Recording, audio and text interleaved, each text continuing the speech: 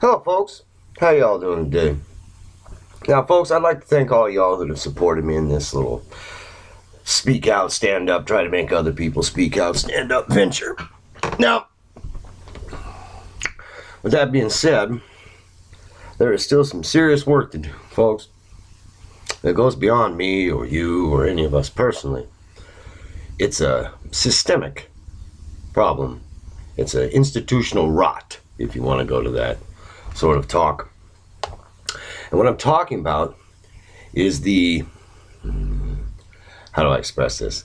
The absurd concept that the right wing in America is somehow a resistive or revolutionary force. And I don't know so much about Europe, but I imagine that their right-wing parties are much the same. They're captive house pets, but the media presents them as great, dangerous, wild beasts of the field, and dangers to public order, or just 1 second from a great revolt and all that kind of a thing, right? Particularly lately, I've noticed this just by perusing the English language versions of the European news, and American news. And I've noticed that the GOP and the German right, which they never really seem to name, but they just, the new right, I guess they mean the people of Germany. They're just 1 second away from Sieg Heil and all that other, and I don't buy that. What I think is flat out that the cucks, and I'll explain what that is here in a second, in the German establishment on the right and the American establishment and the British and the Norwegian and the Swedish and all these people from the Urals all the way across to the west coast of America down into Australia and New Zealand, they're right-wing politicians. Oh, and I forgot my South African brethren. Now, anyhow,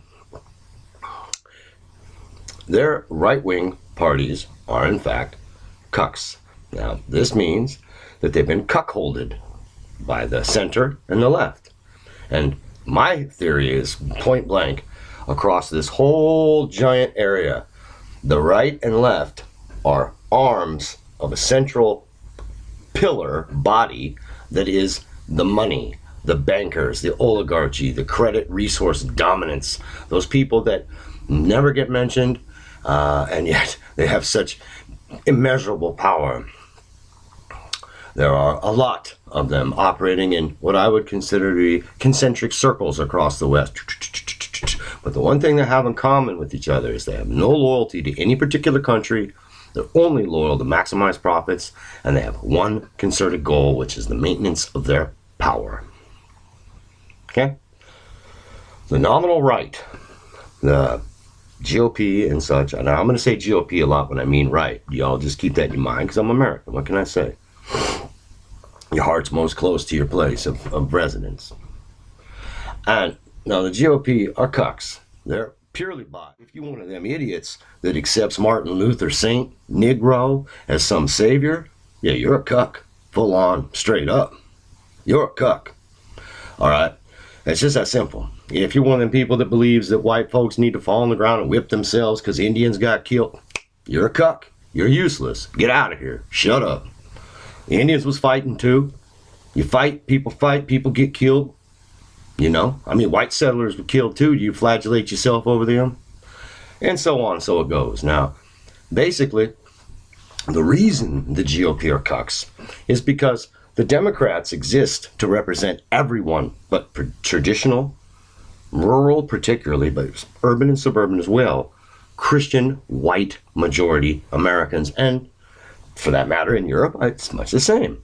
Now, they pretend to represent us, but what they have is people who look like us, but who have nothing in common with us socially, who won't share political power with us. I mean, us crackers and us unwashed and flyover people, red state people, Rust Belt people, you know your names. We are kept from power. When we do vote someone in, frankly put, every means possible is used to hamstring our will. Court rulings, this, that, lawsuits, just the laws that what you have to go through to put somebody on the ballot. The first, and just from there. Not to mention, there's no national plebiscite system in America. So there is no way for us to outvote these people because we're boxed into little boxes and kept locked separate. This isn't an accident. It's part of the system, actually, folks. But that's reality. So then we have these country club people whose interests lay with the money in New York, who lay with the money in San Diego, who lay with the money in Chicago, who lay with the money in Miami, who lay with the money in Dallas, who lay with the money in London, in Paris, in Hong Kong, in Tokyo. But what it isn't, folks, where their heart isn't, is with you. It isn't with you, heartland America, the small worker, the small farmer, the small business owner, the guy who owns the little shop on Main Street, the retired guy, the guy with his leg blown off from Vietnam, and the rest of you people. It is not with you, folks. You hill folks, you are the most hated Chucks of all the Chucks. You better get that your mind wrapped straight there and get the idea right quick that neither the Democrats nor the Republicans are your friends. They're both blue-bellied bastards running backwards behind you. But the rest of you, they don't care about you. I mean, look at Jeb Bush. Look at Jorge Bush. Now you tell me, you look me in my face and you tell me that man understands what it is to break a finger working, understands what it is to have to make a choice. Like, am I going to have hamburgers this week and money for gasoline? I made that choice myself. Or am I going to spend this and go get some antibiotics so my tooth won't swell? There's a rough choice in life. Now, do you think Jorge Bush has ever made that choice, or any of those people on that stage for the Republicans? Seriously. Seriously now. They're all cucks. They've all cucked out on you. And now, whether you like that or not, if that makes you offended, I don't know. See, for those of you who don't understand this allusion to the cuck. Cuckold is a person who is such a sissy, such a weak, pathetic individual that they will allow their wife or significant other to be had by another in front of them and allow themselves to be demeaned in the act of all of this. Much like the GOP party, the upper party, allows America, you and me and the actual people who built America, to be had by PC and multicult and all of that diversity horde. And then they force us to tolerate our gang rape.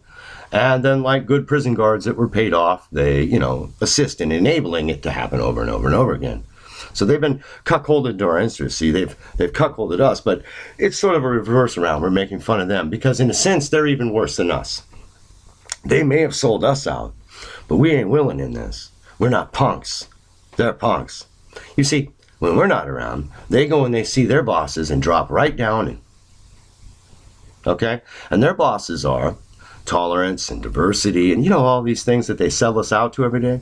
So that's why the GOP has to sing the praises of diversity, even though very few colored people vote GOP at all. That's reality. Okay?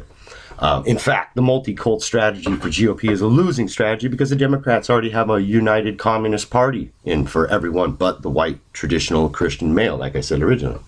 You see, the ideology of the cucks is political correctness, the same as the left. And in that ideology, us unrepentant whites who won't accept Martin Luther King and basically the subversion of our country since, let's call it 1865. Okay? We are the whipping boys of history. We are the evil. It's because of us that all of this bad happens. It's the left and the cucks both cannot accept that their own ineptness, their own ignorance, and the fact that their beliefs are based on unreality is what in fact has caused this sorry mess before us. So they try to blame the actual people who built this country and who have the IQ and the organization and discipline, that is men who look like me, that are able to keep a country like this going. And the cucks will destroy their own country, much like cuckolds destroy their own relationships through their own weakness and inability to be, proper men. And so the very fact is that these cucks, they are perhaps really, I think, more dangerous than the open PC ideologues. Now, those ideologues are openly trying to beat us down into slavery, into atomized, broken state where they can keep us but break us of our identity, take our pride, take our dignity, and most of all, take the idea that 20, 30, 40, 50 of us could just simply band together, leave, go up in the hills, make a new town, and be completely separate from these bastards. And they know that we could.